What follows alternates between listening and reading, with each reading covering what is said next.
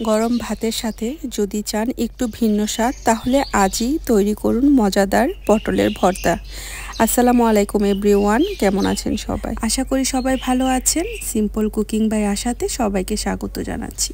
পটল দিয়ে কিন্তু আমরা ভাজি করি বা ঝোলের তরকারি রান্না করি, কিন্তু এই পটল দিয়ে যদি ভর্তা তৈরি করেন এটা খেতে কিন্তু খুবই দুর্দান্ত হয়। খুব সহজ আর ঝটপট তৈরি করা যায় এই ভর্তাটি। চলুন এবার তৈরি করি মজাদার পটলের ভর্তা।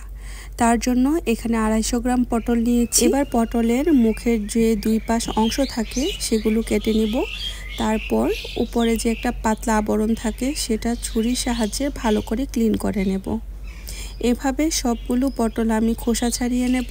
ভিডিওর এই পর্যন্ত এসে যারা একটি লাইক দিতে ভুলে গিয়েছেন, অনুরোধ রইল একটি লাইক দিয়ে সম্পূর্ণ ভিডিওটি কন্টিনিউ করার জন্য। এভাবে সবগুলো পটল খোসা ছাড়িয়ে নেবার পর আমি পানি দিয়ে ক্লিন করে নিয়েছি। এবার পটলগুলো ছোট টুকরা করে কেটে নেব। আপনি আপনার পছন্দ অনুযায়ী শেপে কেটে নিতে পারেন। আমি এভাবে সবগুলো পটল কেটে নিচ্ছি।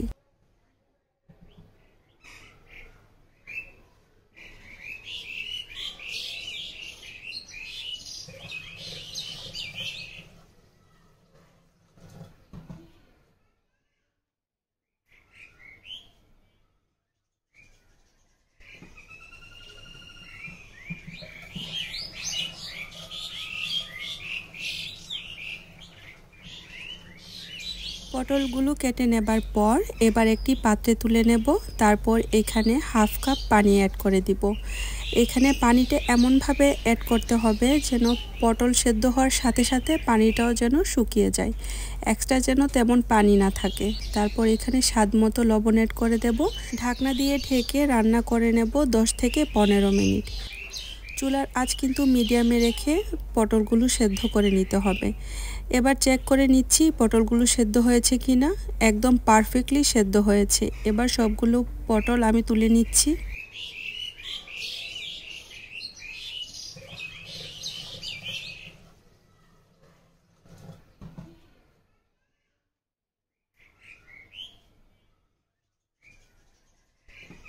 পটলগুলো একটি পাত্রে তুলে নিচ্ছি। পটলগুলো যেন তাড়াতাড়ি রুম টেম্পারে চলে আসে। তারপর ব্লেন্ডারে দিয়ে একদম মিহি একটি পেস্ট তৈরি করে নিব। দেখুন এভাবে আমি মিহি একটি পেস্ট তৈরি করে নিয়েছি। এবার ভর্তা তৈরি করার পালা। তার জন্য প্যানে এখানে 1/3 কাপ সরিষার তেল অ্যাড করে দিয়েছি। তারপর তেল যখন হালকা গরম হয়ে আসবে তখন এখানে অ্যাড করে দেব 3-4টি শুকনো মরিচ, মাঝখান দিয়ে ভেঙে দিয়েছি। তারপর অ্যাড করে দিয়েছি হাফ চা চামচ কালো জিরা। চুলার আঁচ মিডিয়ামে রেখে ভালো করে নেড়েচেড়ে 2 মিনিট পর্যন্ত রান্না করে নেব। তারপর এখানে মাঝারি সাইজের 3টি পেঁয়াজ কুচি অ্যাড করে দেব। তারপর অ্যাড করে দেব এখানে মাঝারি সাইজের একটি রসুন কুচি।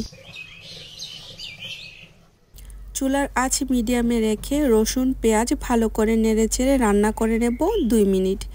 পেঁয়াজ যখন কিছুটা নরম হয়ে আসবে তখন এখানে অ্যাড করে দেব হাফ চা চামচ হলুদ গুঁড়া। তারপর অ্যাড করে দেব হাফ চা চামচ কাশ্মীরি লাল মরিচের গুঁড়া।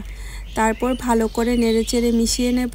এই অবস্থাতে কিন্তু চুলার আঁচ মিডিয়াম টু লোতে আছে। 30 সেকেন্ডের মতো এভাবে মশলাটা ভালো করে কষিয়ে নেব। তারপর অ্যাড করে দেব পটল বাটা।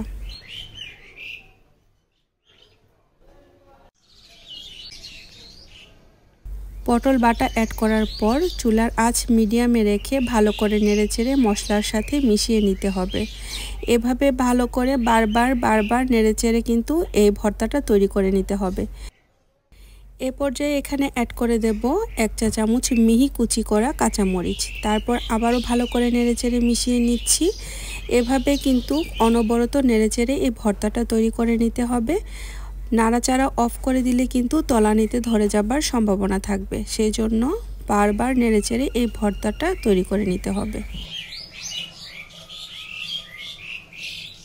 এ পর্যায়ে কিছুটা স্বাদ মতো লবণ অ্যাড করে নিচ্ছি। সেদ্ধ করার সময় কিন্তু লবণ অ্যাড করেছিলাম, সেজন্য লবণের পরিমাণটা অবশ্যই বুঝে শুনে তারপর অ্যাড করে নেবেন। তারপর আবারও ভালো করে নেড়েচেড়ে মিশিয়ে নিতে হবে। ভর্তাটা নাড়তে নাড়তে যখন এক পর্যায়ে প্যান থেকে ছেড়ে আসবে তখনই বুঝে নিতে হবে ভর্তাটা একদম পারফেক্টলি রান্না হয়েছে। চুলা থেকে নামানোর ঠিক 2 মিনিট আগে কিছুটা কাঁচামরিচ আবারও অ্যাড করে নিচ্ছি। তারপর এখানে আবারও অ্যাড করে দেব 1 টেবিল চামচ সরিষার তেল অ্যাড করার পর 2 মিনিট পর্যন্ত ভালো করে নেড়েচেড়ে রান্না করে নেব। তৈরি হয়ে গেল মজাদার পটলের ভর্তা। এই ভর্তাটা খুবই সুস্বাদু, গরম ভাতের সাথে খেতে খুবই ভালো লাগে। খুবই সিম্পল আর ঝটপট তৈরি করা যায় এই মজাদার ভর্তাটি। আশা করি আপনাদের ভালো লেগেছে। আজকে এই পর্যন্ত, পরবর্তী নতুন আরেকটু রেসিপির সাথে দেখা হবে ইনশাআল্লাহ। সবাই অনেক বেশি ভালো থাকবেন। আল্লাহ হাফেজ।